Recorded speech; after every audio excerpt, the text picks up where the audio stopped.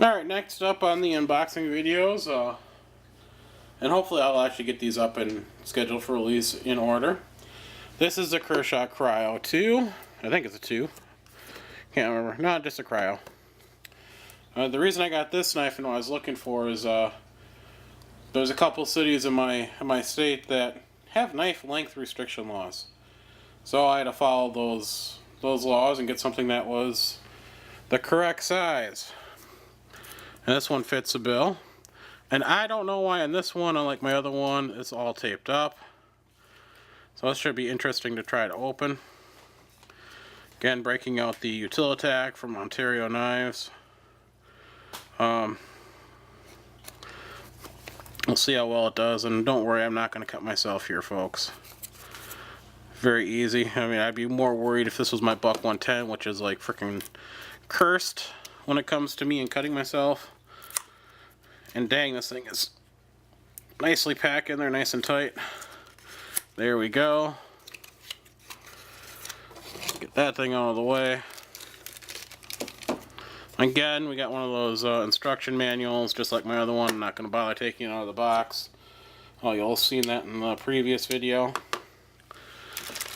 And again, all the stats for this knife will be posted at the end of the video, because I never remember them all.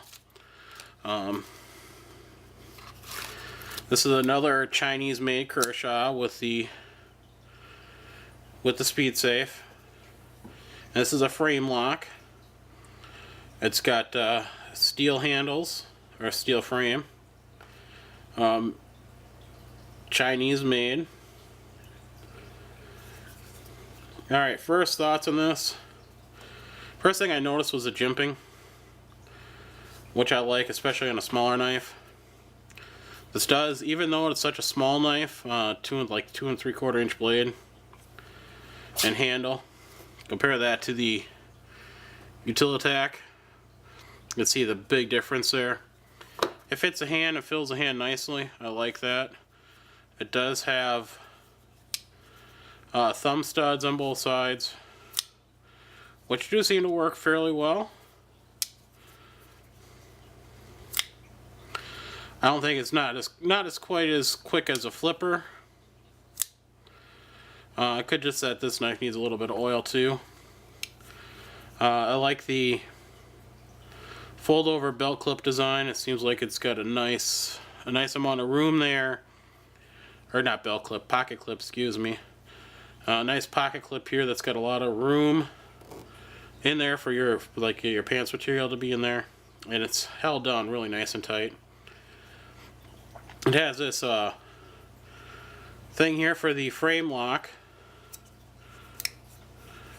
and it allows that the frame lock will not open too far, so you can't ruin it that way, which is nice. And this is a titanium coated knife, which is cool. I like the looks of it. It's definitely going to need some oil. I'm going to have to get used to using a thumb stud or this. I'm definitely going to add some oil to see if it just needs oil, because it is a lot slower than my other two. And I'll actually do that on air, or on film I should say.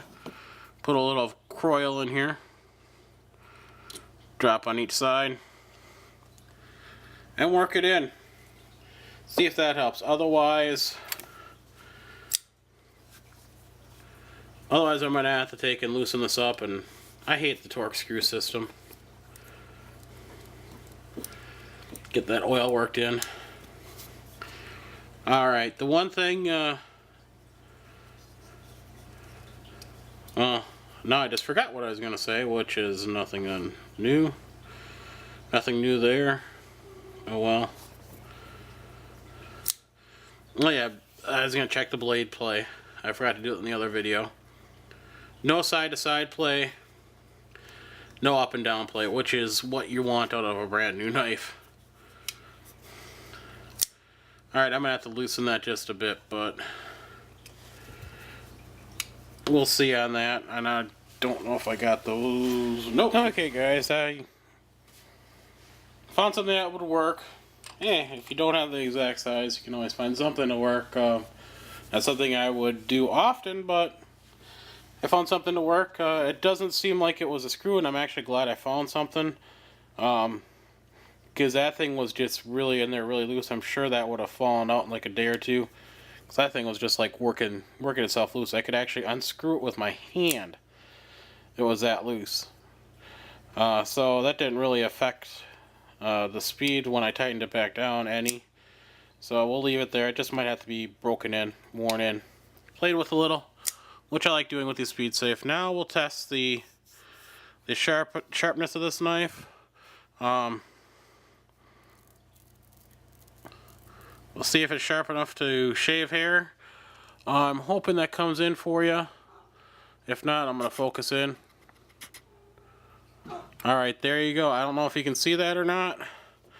I hope you can, because I'll actually get a piece of paper out here. And hopefully that'll show you. See that little speck down there? And that bald spot on my arm now? Yes, it is sharp enough to shave hair. And that's right. One was, one wasn't. I'll actually zoom back in on this for you.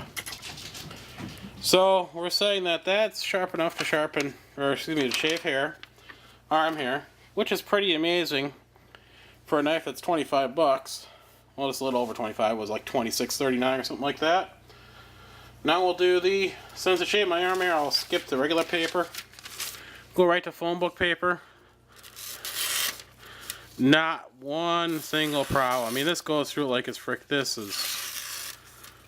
thing is extremely sharp because this is not tearing whatsoever. This stuff will shave this paper.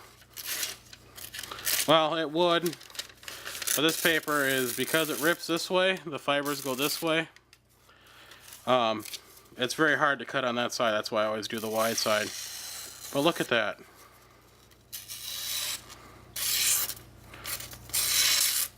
That's how frickin' sharp this knife is. It shaves phone book paper. It shaves hair. I am freaking amazed at how sharp this is. And yes, I'll focus back in there. Now that's very shocking, especially with the Chinese-made Kershaw. I was not expecting that at all. See, I wish this other one, and you'll see the difference in blade lengths here. One legal, one not, by just a quarter of an inch.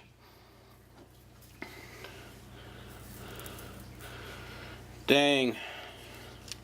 Very impressed. I really love the coating. I want to point out a few features here. If I said them before, I forgot, but it took me quite a while to find something that'll work. Got some nice jimping down here, which really does make for when you get this ring finger on there, really helps with the grip. Nice jimping here. It goes onto the blade.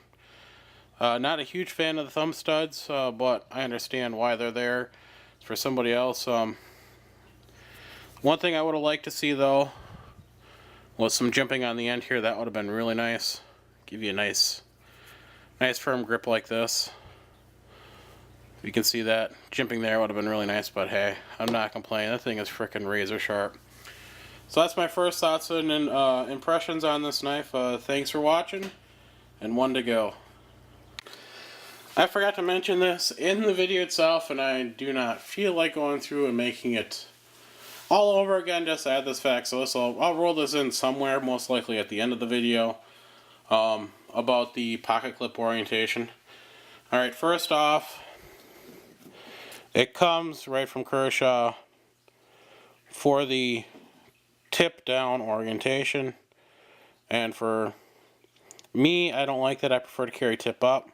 So, but it does allow you to change. This is a deep carry way to do it. You can really deep carry it this way.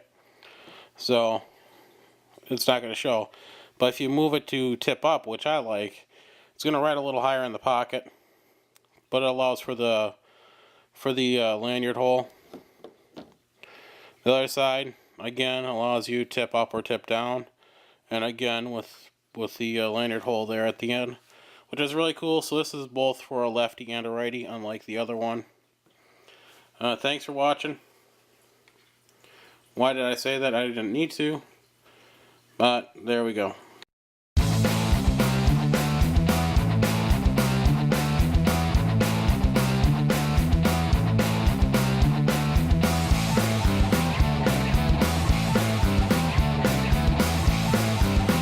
Just a tad too big. Dang it. Really? You're not a size 10.